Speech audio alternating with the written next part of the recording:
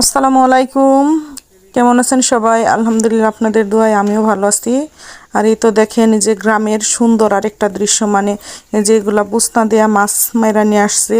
তো এই বুসনাগুলো আগের দিন বিকালে পাইথা আসছিল বাইদে, আর সকালবেলা গিয়ে এই যে এই কয়টা মাছ মানে পাইছে বুসনার মধ্যে। তো 4টা বুসনার মধ্যে মাত্র এই কয়টা মাছ গেছে।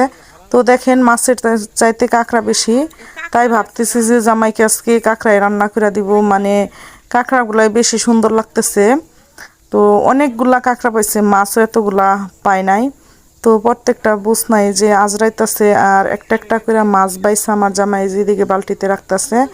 তো ও মানে প্রতিদিনই যে এরকম করে মাছ মাইরা নিয়ে আসা, সুন্দর মাছগুলো একটা একটা আলাদা করে বাইসা রাইখা তারপর আমার দিব কাটার জন্য।